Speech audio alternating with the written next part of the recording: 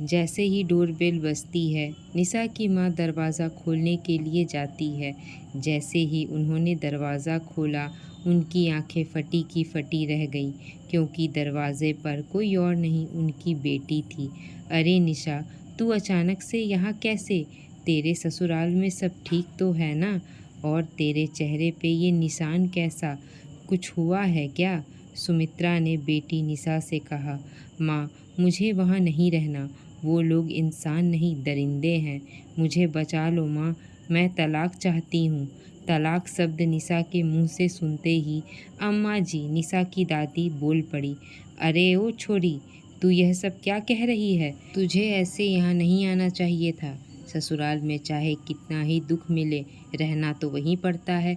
और लड़की का फ़र्ज़ होता है कि जैसे उसके सास ससुर और पति कहें वैसा ही उसको करना पड़ता है।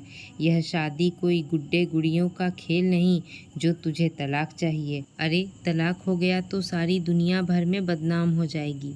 तलाकशुदा और पति ने छोड़ी हुई का तमगा लग जाएगा। हम समाज और रिश्तेदारों में मुंह दिखाने लायक भी नहीं रहेंगे। अम्मा जी बेलगाम घोड़े की तरह बोले जा रही थी। बस कीजिए माँ जी, एक औरत होकर आपको दूसरी औरत की पीड़ा नज़र नहीं आ रही?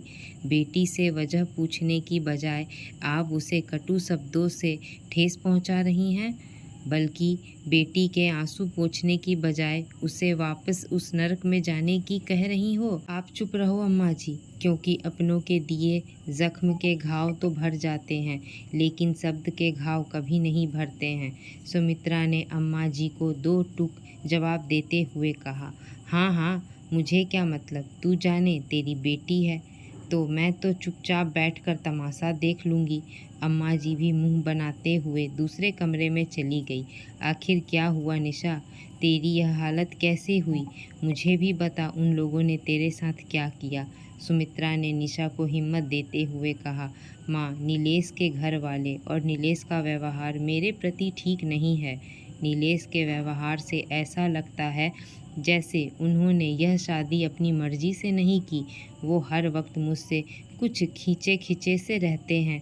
मैं जितना भी उनके पास जाने की कोशिश करती हूँ, वो उतना ही मुझसे दूर भागते हैं। शादी के बाद पहली रात भी वो मेरे साथ नहीं थे। मैं सेज पर उनका इंतज़ार करती रही, लेकिन वो मेरे पास नहीं आए। कुछ दिन ऐसे ही चलता रहा।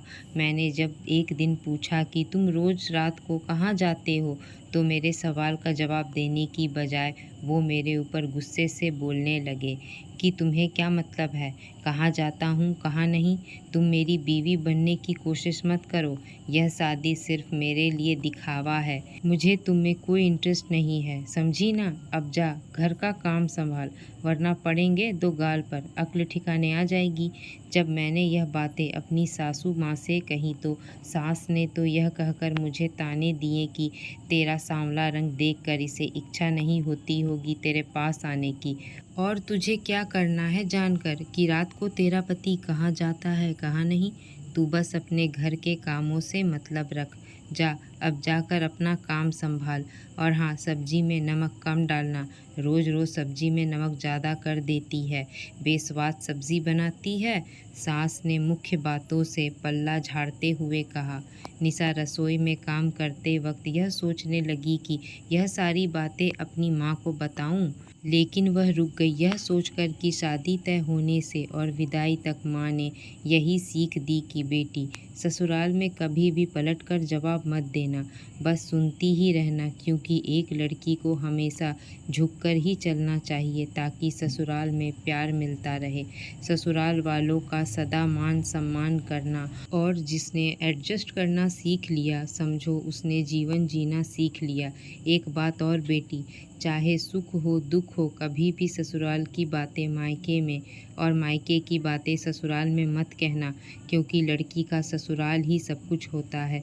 पति परमेश्वर होता है, उनके चरणों में ही स्वर्ग होता है। विदा के वक्त यही सब तो बातें माँ ने कहा था। अगर माँ को मैं यह बातें बताऊंगी तो वो मेरी ही गलती निकालेंगी, सुनेंगी कुछ नहीं, बस वही प्रवचन शुरू हो जाएंगे कि कितनी बार समझाया था कि एडजस्ट करो, ज़रूर ज़रूर तुमने ही कुछ कहा होगा। निशा यही सब सोचकर माँ को कॉल करने से रुक गई और अपने काम में लग गई। एक दिन निशा ने अपने पति को किसी लड़की से बात करते हुए सुना कि जानू, तुम तो जानती हो तुम्हारे बिना मेरा मन नहीं लगता। दिन तो निकल जाता है ऑफिस में, लेकिन रात को सुकून तुम्हारी बाहों में मिलता है। कुछ प्रेम भरी बातें उस लड़की से कर रहा था। यह सब बातें सुनकर निशा को गुस्सा आया और उसने नीलेश के सामने जाकर पूछा, आखिर कौन है वो लड़की? और तुम शादीशुदा हो, तुम्हें शर्म नहीं आती अपनी पत्नी के होते हुए किसी और लड़की के संपर्क में रहने पर? अगर तुम उस लड़की से प्यार करते हो तो मुझसे शादी क्यों की? क्यों मेरी लाइफ बर्बाद की? निशा ने कहा, हाँ, मैं उस लड़की से प्यार करता हूँ। तुझसे शादी करने का फैसला मेरा नहीं था, मेरे माता पिता का था, क्योंकि तुम्हारे पिता दहेज अच्छा दे रहे थे। हमें तो बस दहेज चाहिए था और घर के काम करने के लिए एक काम वाली बाई। बाकी तो जैसा चल रहा है वैसा ही चलना था। नीलेश ने कहा, मतलब मेरे साथ इतना बड़ा धोखा? निशा को समझ नहीं आ रहा था, आखिर करे भी तो क्या। दोनों के बीच कहा-सुनी हुई और नीलेश ने निशा को जोर से धक्का दिया। उसका सिर टेबल से जा टकराया और सिर में चोट लग गई। नीलेश ने बड़ी हिदायत देते हुए कहा, अगर यह सब अपने घर वालों को बताया तो जिंदा जला दूंगा। अभी तुमने मेरे गुस्सा नहीं देखा है। चीखने चिल्लाने की आवाज़ सुनकर नीलेश के माता पिता भी आ गए। उन्होंने पूछा, क्या हुआ और इसको चोट कैसे लगी?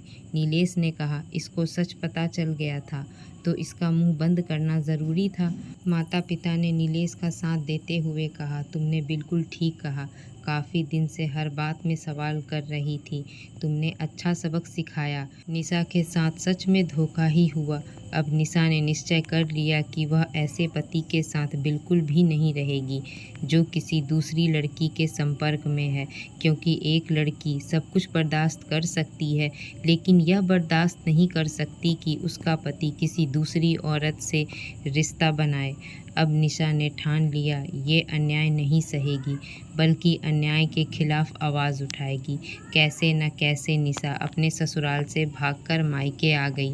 अपनी बेटी की आप बीती सुनकर सुमित्रा की आंखों से आंसू बहने लगे। गलती मेरी ही है बेटी, जो मैंने तुझे हर वक्त यही कहती रही कि एडजस्ट करना सीखो, चुप रहना सीखो, सिर्फ सुनना सीखो।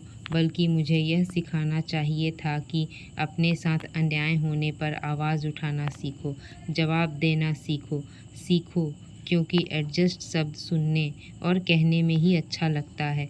इसकी कीमत बड़ी भारी चुकानी पड़ती है। लेकिन अब मैं मेरी बेटी को एडजस्ट करना नहीं, लड़ना सिखाऊंगी।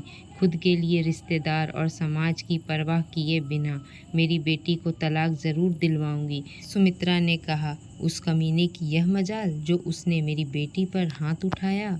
मैं उस कमीने को जिंदा नहीं छोड़ूंगा। राजेंद्र जी ने गुस्से से कहा, अरे आप कब आए? देखो ना, उस दरिंदे ने मेरी बच्ची का क्या हाल कर दिया है। सुमित्रा ने रोते हुए पति से कहा, मैंने सब सुन लिया है। हाँ, उस दरिंदे के पास अब मेरी बेटी बिल्कुल नहीं रहेगी। अगर मुझे पहले पता होता कि वो लोग ऐसे निकलेंगे, मैं मेरी बेटी का हाथ उस कमीने के हाथ में कभी नहीं देता। राजेंद्र जी ने कहा। राजेंद्र जी अगले दिन ही अपने मित्र जो कि वकील थे, उनकी सहायता से कोर्ट में अर्जी दाखिल कर दी। वकील दोस्त की मदद से 6 महीने में ही निशा को तलाक मिल गया था। निशा आज़ाद थी उन लोगों के चंगुल से, और मम्मी पापा भी खुश थे कि निशा सही वक्त पर यहाँ आ गई। उधर दादी रोज़ यही कहती कि बेटी का तलाक तो करवा दिया, और इस ओर तलाकशुदा का तमगा भी लग गया है। अब कौन इससे ब्याह करेगा? क्या उम्र भर मायके में ही बैठे रहेगी क्या? लेकिन निशा के मम्मी पापा ने कहा, दादी की बातों पर ध्यान मत दो, तुम अपनी आगे की ज़िंदगी के बारे में सोचो। तुम क्या करना चाहती हो, उसे हिम्मत देते हुए कहा। निशा ने अपने मम्मी पापा की हिम्मत से एक स्कूल में नौकरी करना शुरू कर दिया। अब बच्चों के साथ कब उसका वक्त निकल जाता पता ही नहीं चलता था। निशा के माँ बाप भी खुश थे अपनी बेटी के चेहरे पर मुस्कान देखकर। दोस्तों, यह बात बिल्कुल सत्य है कि हम बेटी को सिर्फ और सिर्फ हर वक्त यही कहते हैं कि तुझे पराए घर जाना है, एडजस्ट करना सीख। पति परमेश्वर होता है। सास ससुर की सेवा किया कर, मायके से मुंह कम और ससुराल वालों से ज़्यादा मुंह रखा कर। कोई गलती हो तो स्वीकार कर लिया कर, बस हमेशा उसे स्वीकार करना ही सिखाते हैं, चाहे गलती किसी की भी हो, चाहे उसके साथ कितना भी अन्याय हो। और जब वो अपने ऊपर हुए अन्याय और अत्याचार की बात हमसे कहती है तो हमारा जवाब होता है कि तेरी ही गलती होगी, तूने ही कुछ बोला होगा, थोड़ा सा सुन लेती, सहन कर लेती तो कौन सा तेरा कुछ बिगड़ जाता। क्या हमने तुझे यही संस्कार दिए हैं?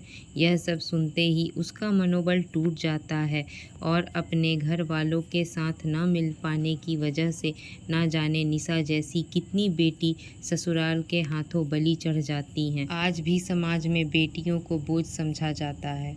दोस्तों, हमारी कहानी कैसी लगी हमें कमेंट में ज़रूर बताएं। ऐसी ही पारिवारिक कहानियों को सुनने के लिए हमारे चैनल को सब्सक्राइब करना ना भूलें। धन्यवाद।